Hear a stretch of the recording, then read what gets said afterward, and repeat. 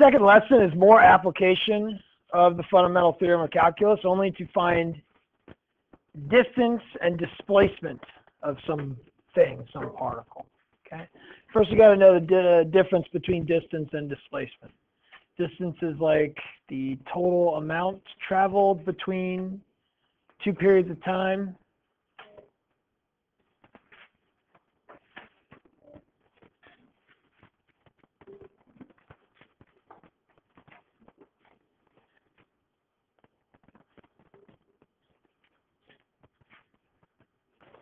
Displacement is the almost like the length or the distance from your starting point to your ending point. It almost uses distance.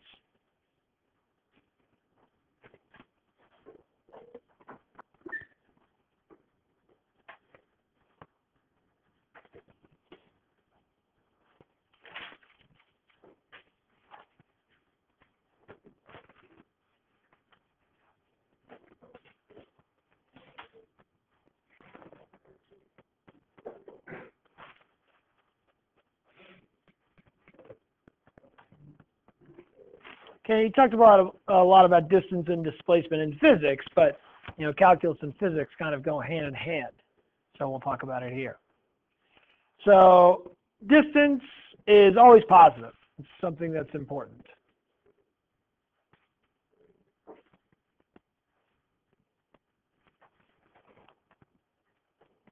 And it's zero only if you have zero velocity the entire time. If you have some velocity, you have some displacement, some distance. Displacement could be zero, it could be negative. Displacement accounts direction.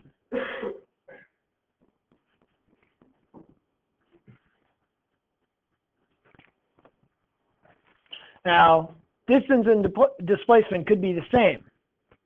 If I start out with a dude on a position of -6, and he travels, oh, there goes the dude's head. Hold on to your head. If he travels from position of -6 to a position of 6, his displacement, the distance from his starting point to his end point, is 12, and the total distance that he's traveled is 12. Okay?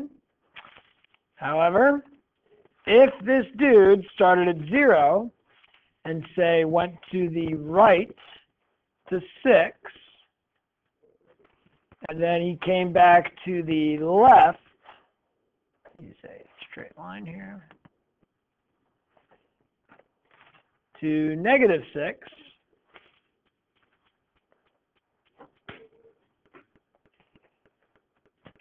the distance in this situation is how much? 18. He traveled up to 6 and back down to -6, so traveled 6 plus 12, that's 18. But what is the displacement in this situation? Exactly. The distance from his starting point, which is at 0, to his ending point, which is at -6, is -6. Okay? So there's the difference, really, coming from an example like that. Well, let's talk about these concepts with calculus. And then it starts with this question. I actually, started with kind of the whole connection between calculus and physics to explain the fundamental theorem of calculus, how we could calculate distance either by taking velocity and multiplying it by time, or taking your starting position and subtracting it from your ending position to find the total difference, which is the same as the distance. And that's the whole connection between antiderivatives and areas. Well, let's look into this a little bit more, and let's think about see if we can discover what the difference between displacement and distance is. So we'll start with this one. If we have a particle that has a velocity of 4 meters per second, find the distance of the particle that the particle travels from 2 to 6 seconds. Well, your whole old method, and it's a method that you could use, was that your distance is equal to your velocity times your time, right? So you get your velocity of 4 meters per second, a time of 4 seconds. You'd say your distance is 16 meters, right? But then what we did is we kind of graphed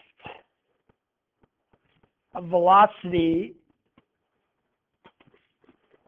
kind of a velocity coordinate system with time on the x-coordinate, x-axis, and velocity on the y-axis. And we graphed our velocity being 4 meters per second. And we discovered that really, if we found the area under this velocity curve between 2 and 6, that would be the same thing.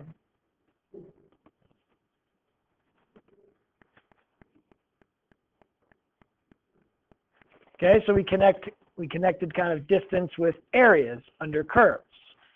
And that kind of brought us to our new calculus method that says if you want to find really the distance or the area under the curve, you would take your velocity curve and you would find the antiderivative of it, and you'd find the change in that antiderivative.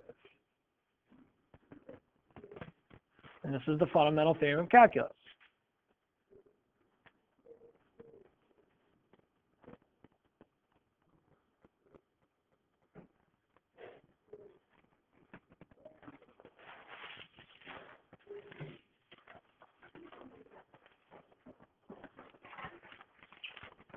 Okay, cool. Well, let's do the same thing with this situation. Now I have a situation with a particle that has a velocity that's changing. And I want to find the distance that the particle travels from 0 to 4 seconds. And I'm telling you that the initial position of the particle is 0, but actually, you don't have to worry about that. No, don't worry about that.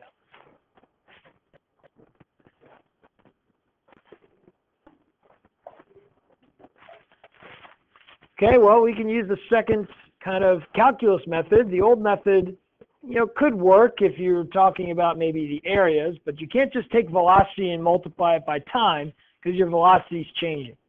So the whole distance is equal to your rate times your time formula isn't going to work unless you're doing approximations.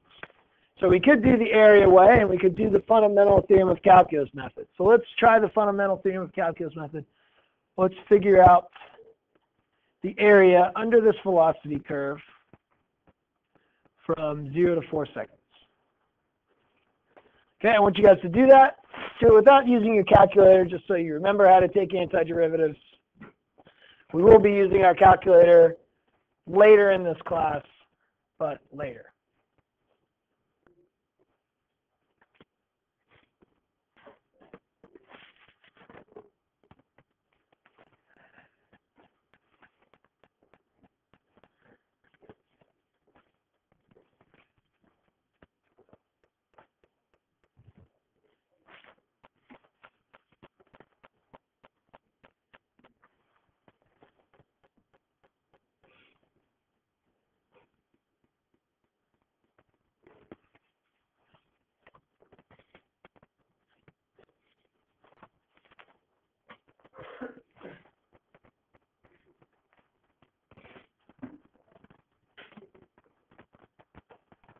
So check your answers with the neighbors. Let's see what we get.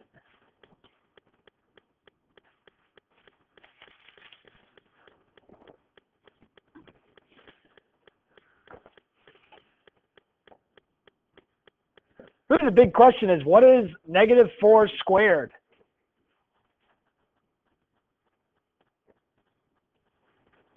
And my algebra students messed this up because it's tricky. The negative is not with the 4 being squared. This would be -16, not +16.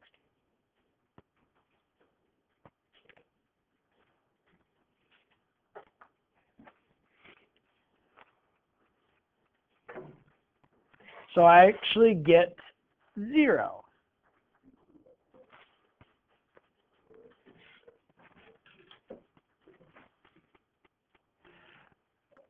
Well, that's interesting. I kind of said earlier, and I said when I introduced you to the fundamental theorem of calculus, that the area under my curve is my distance. This here was a distance of 16 meters, 4 meters per second for 4 seconds. Same thing, area under the curve.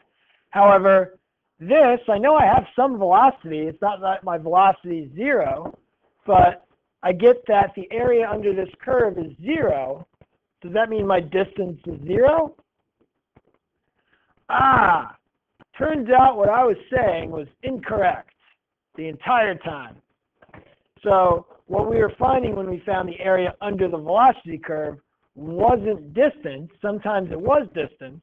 But if our velocity was negative, all of a sudden, area under that curve became displacement.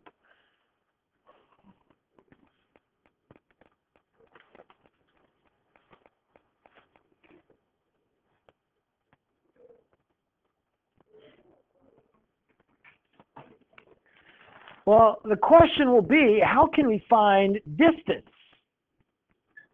And if we look at maybe the graph of this velocity of this particle, maybe we can figure out the difference and how we can turn displacement into distance. Well, let's think about displacement. I just figured out that the displacement was the area under my velocity curve from 0 to 4 in this situation. Okay? Well, what did I do? I took all of these velocities times these times. So I took the area under this triangle. This is a 2 by 4, so that is 4 meters. But then I have this area. If I look at the graph of velocity, it passes through 2, 0, and it goes down to 4, negative 4. So then I'm adding this area, which is a negative 4, which is why I got my displacement was 0. Okay, so I was told that I started at position 0. It doesn't matter, but to show with the dude, if he has the velocity of negative 2t plus 4, he is going to be going up to 4, but his acceleration is going to be negative, and he'll be going down to negative 4. Up to 4, and then back down to 0. So his displacement is 0. But what is his total distance? Total distance is 8. I'm not going to know what I'm going to put here. But how did we figure that out?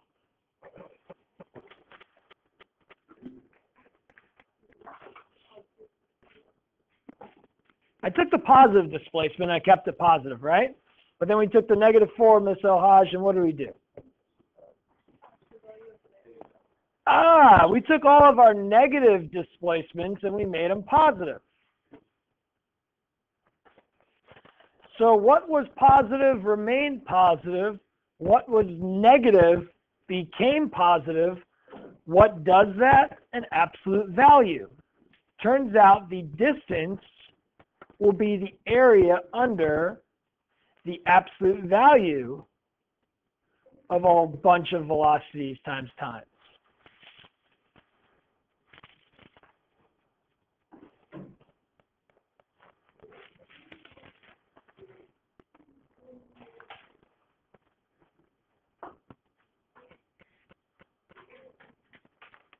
Okay, so just in general, displacement is your area under your velocity curve from A to B. Distance is the area under the absolute value of your velocity curve from A to B.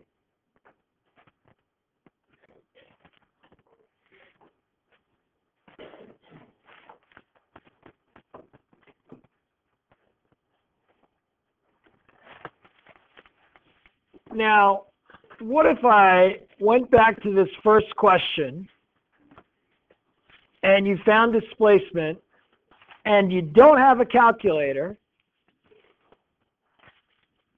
and I asked you to find the distance?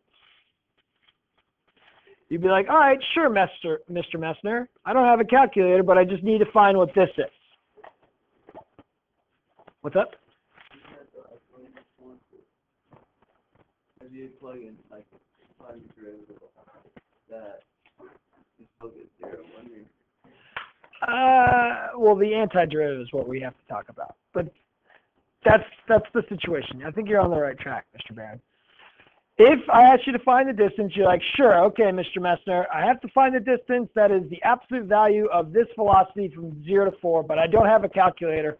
Well, what is the antiderivative of the absolute value of negative 2t plus 4?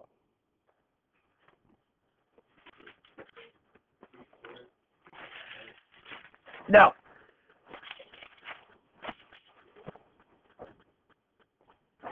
Well,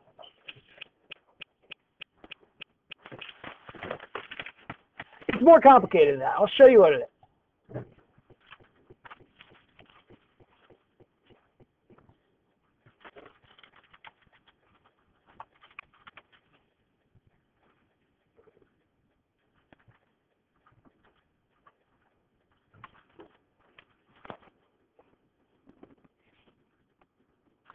So it's negative x minus 2 squared SGN of 2 minus x plus a constant.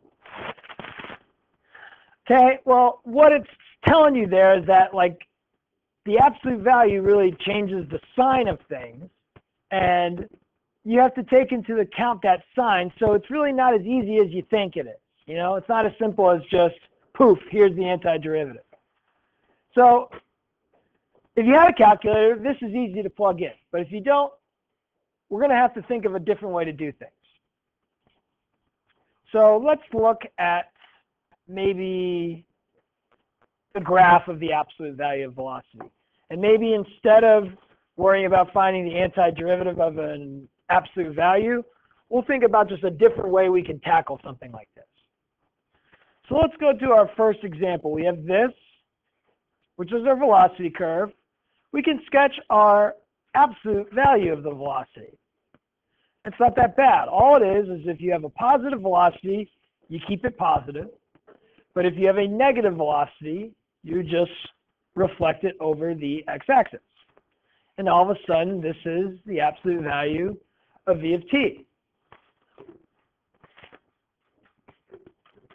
So displacement was a piece of cake, right? It's just from 0 to 4 of my velocity. Well, distance is actually fine too.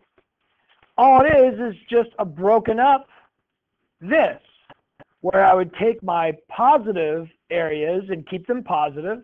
So that'd be the area from 0 to 2 under my velocity curve. That would remain positive. And then whenever I have a negative area, I would just subtract it. So I'd take the positive one, and I can find the antiderivative of this velocity, and I would just subtract the area from 2 to 4, which is negative, which would make this a positive. We just break it into pieces. This would be the way to do things. Don't worry about the antiderivative of an absolute value. Instead, just deal with your original function, your original velocity, and break it into pieces.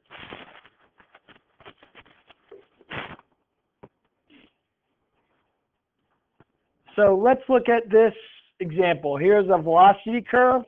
I want you guys to sketch the absolute value of velocity, and then I want you to write, I'll write the displacement. This would be from 0 to 4 under velocity, but you guys write the combination of integrals that would give you the distance from 0 to 4.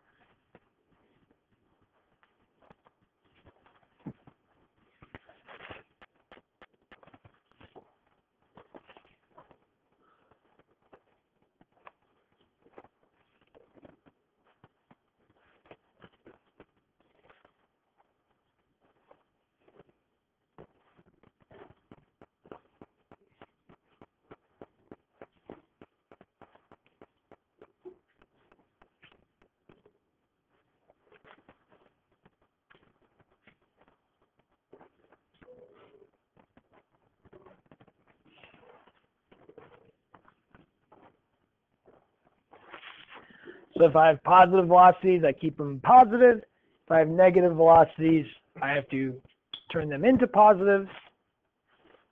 or if I have negative areas, I have to make them positive so that I'm adding up all positive displacements.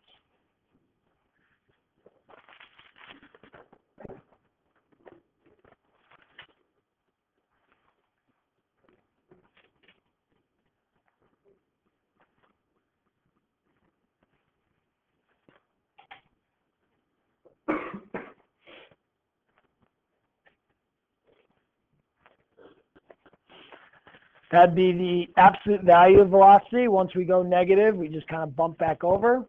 Distance would just be the positive area from 0 to 1 minus the negative area from 1 to 3.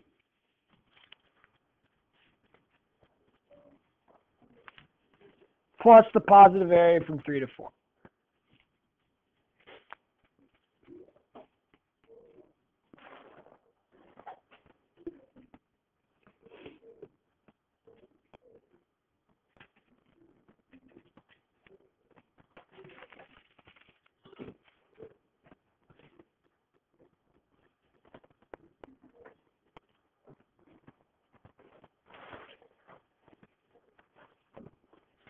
All we're doing is we're adding our positive displacements and subtracting our negative displacements.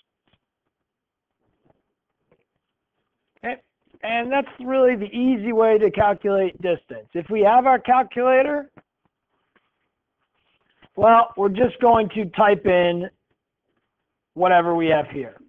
We can type into our calculator the absolute value of a velocity. It's no big deal. So you can type in that, boom, you get distance.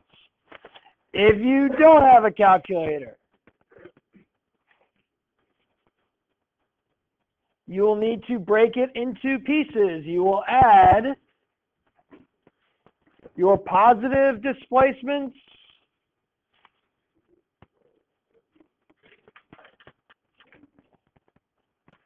you will subtract your negative.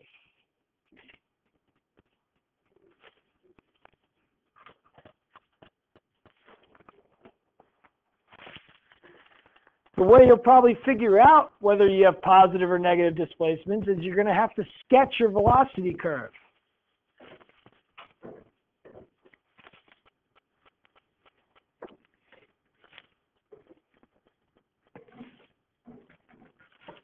And to help you sketch your velocity curve, you should probably find your zeros, where your velocity could change sign.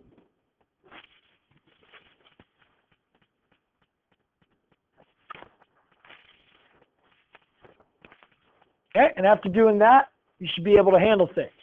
Of course, if you had a calculator, piece of cake, just plug that in, whatever. You don't have a calculator, do a little bit of extra work. Okay, so let's do an example. Without using a calculator, find the distance of a particle whose velocity v of t is equal to t minus 3 from 2 to 5 seconds.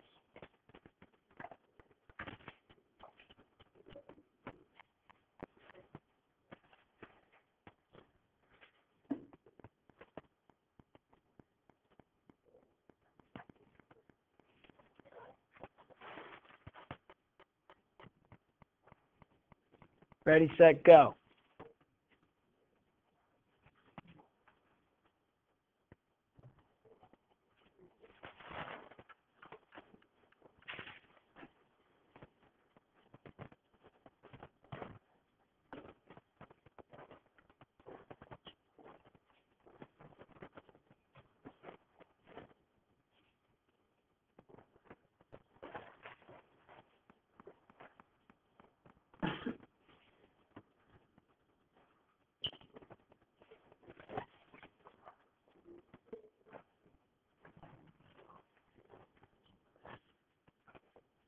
Start by sketching your velocity curve. That could help you. Then we will add our positive displacements and subtract our negative displacements. Since this is a straight line, you can find the displacements using geometry. You don't even have to use the fundamental theorem of calculus. But you can, and it would work.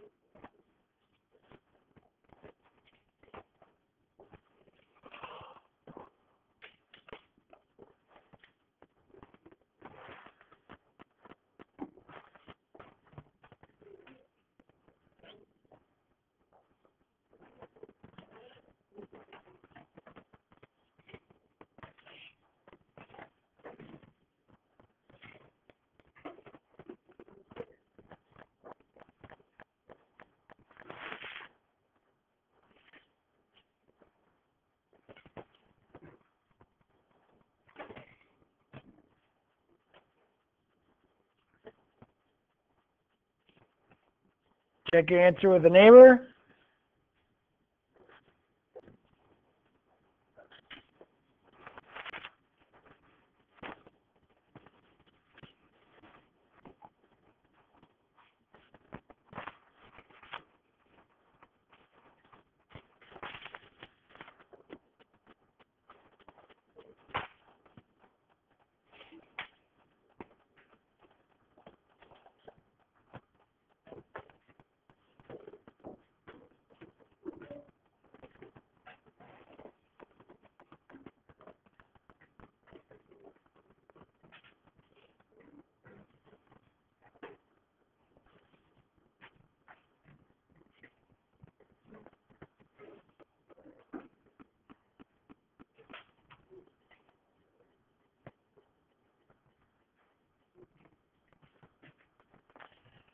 There's my velocity curve between 2 and 5. If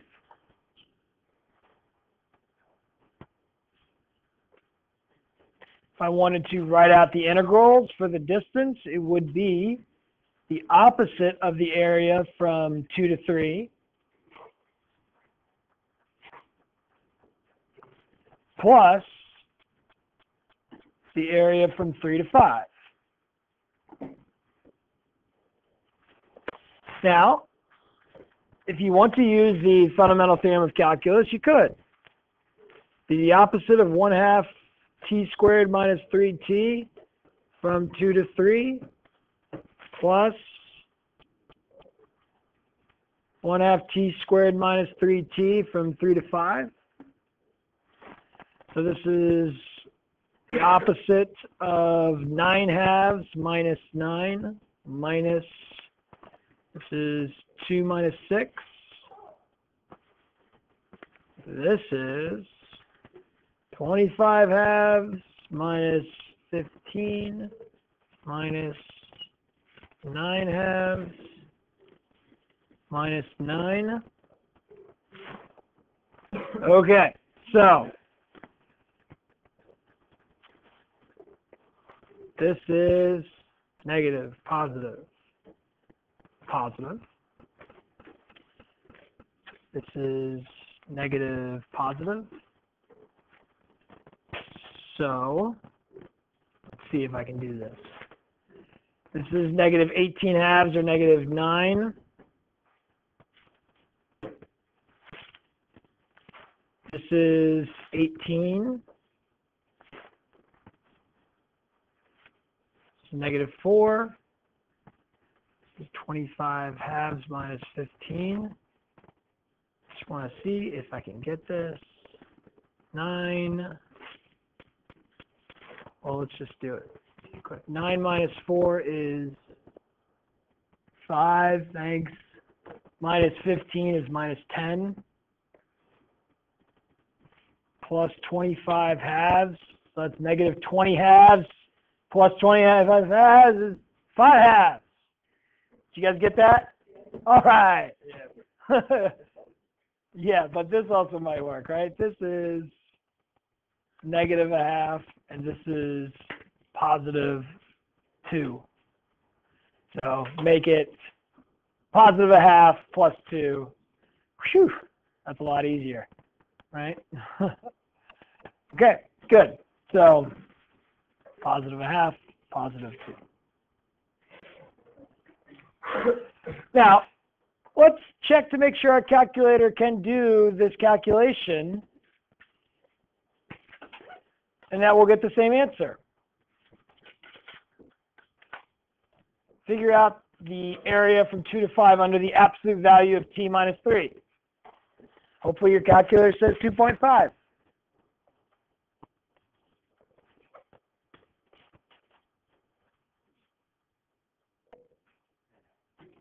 All right. All your calculator is doing is you're turning the velocity graph into this. This would be the absolute value of velocity.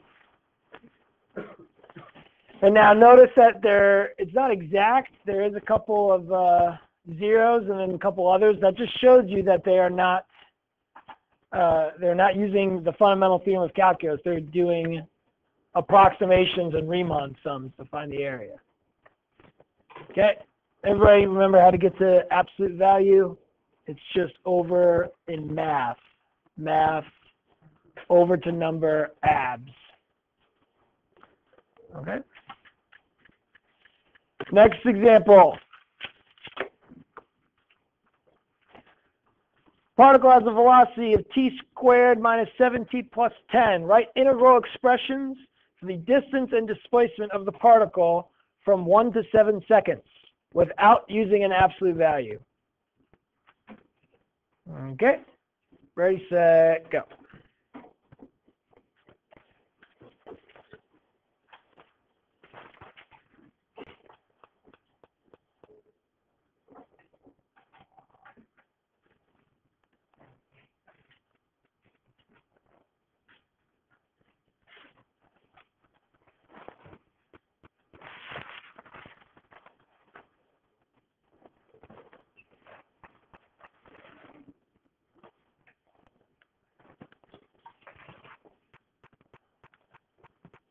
I'll do the easy one. Ready? Here's the integral expression for displacement.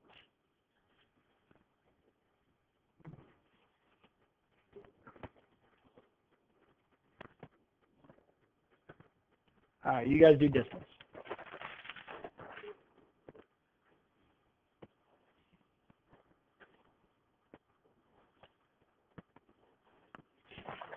Add your positive displacements, subtract your negative displacements.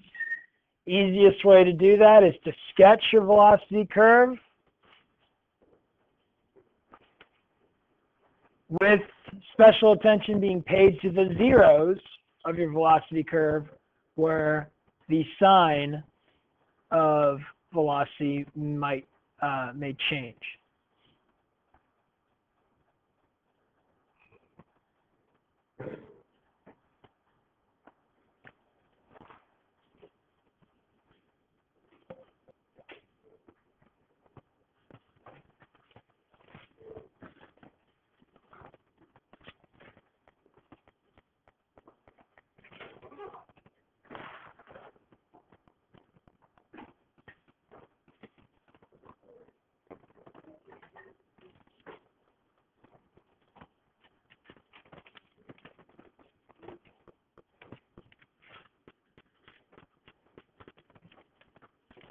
Check your integral expressions with a neighbor.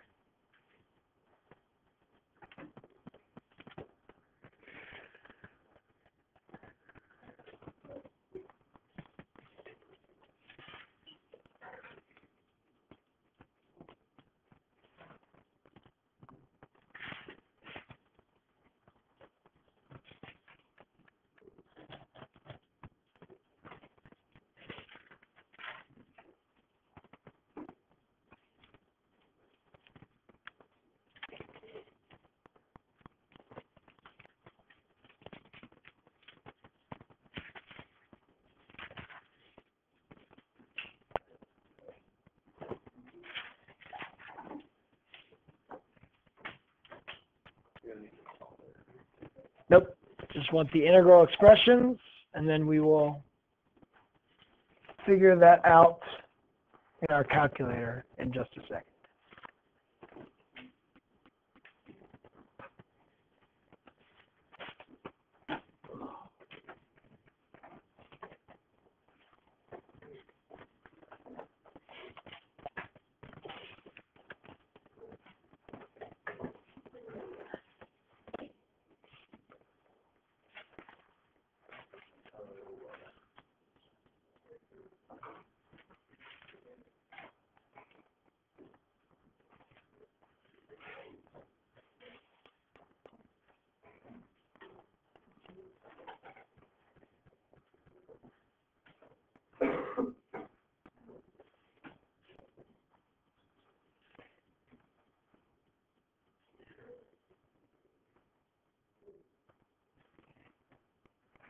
Yikes.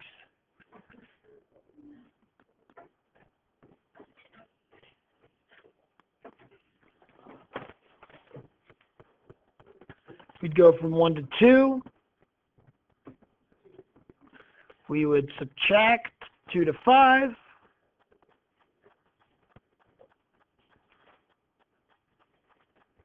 we would add 5 to 7.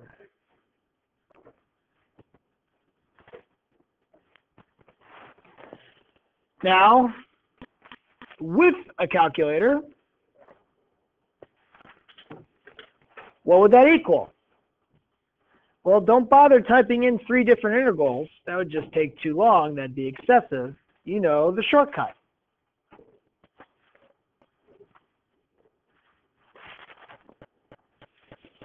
Figure out what that is equal to only using one integral in your calculator.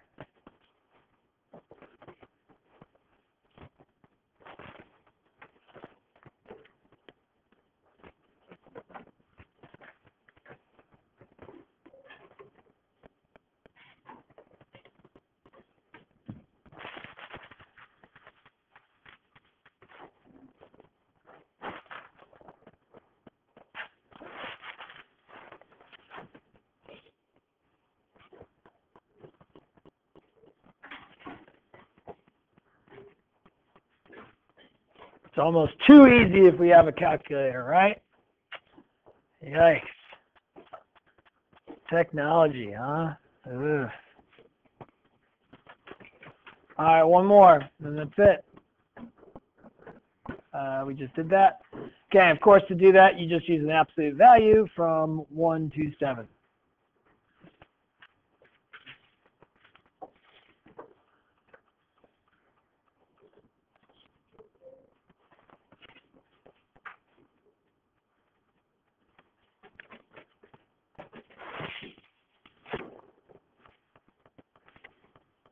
No calculator.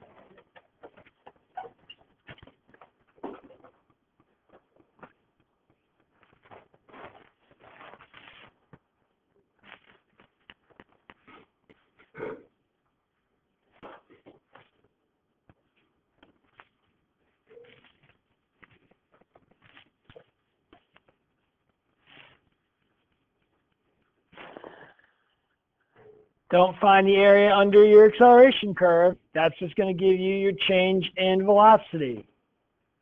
Finding the area under your velocity curve, that gives you your change in position, which is your displacement. So step 1, figure out what velocity is.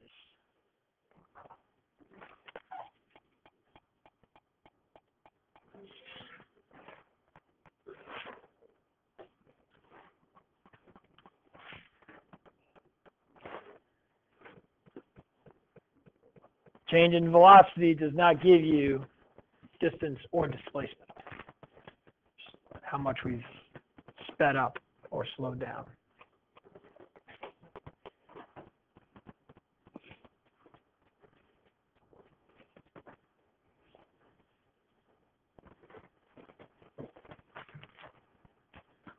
Don't forget, when you're taking the antiderivative of acceleration, you need a c.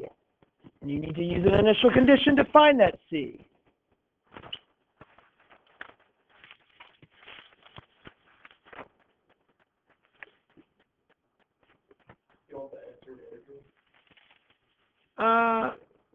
Figure out the value. You should be able to do it, right?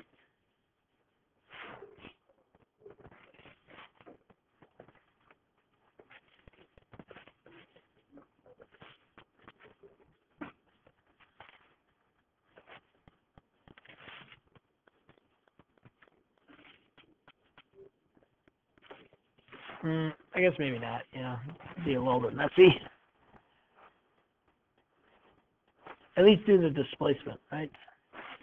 So if I factor out a 2, this would be t squared minus 4. That would mean that my velocity would pass through at 2 and negative 2. Since it's positive, my velocity actually starts to be negative, and it'll come to be positive.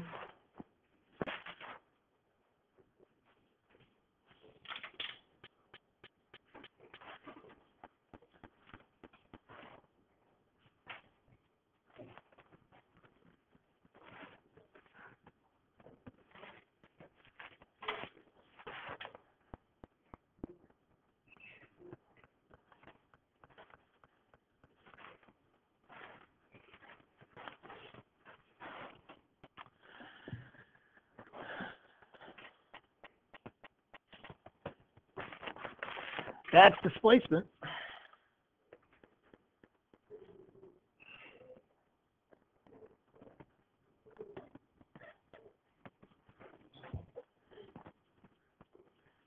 Find distance.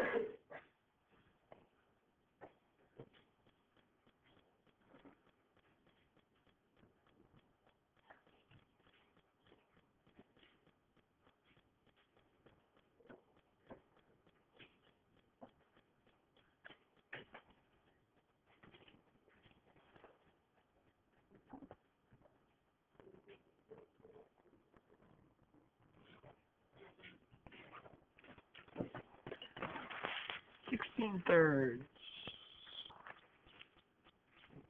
16 plus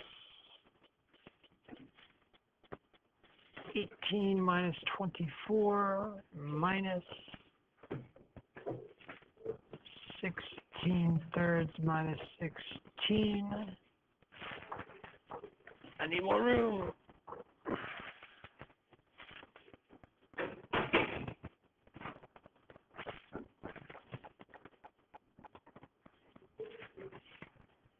This will be negative 16 thirds, positive 16. This will be negative 16 thirds, positive 16. So this is 32 minus 32 thirds plus 18 minus 24. 32 plus 18, 50. 50 minus 24. 26 minus 32 thirds, 26 times 3, 78 thirds minus 32 thirds, 46 thirds. I don't think that divides evenly, does it? That's my distance. Can somebody confirm that using their calculator? Yeah, good? Good. Okay. Notice calculators help in situations like that. All right, let me give you your homework. You can start that. It's actually very short. You might be able to finish it. Who knows?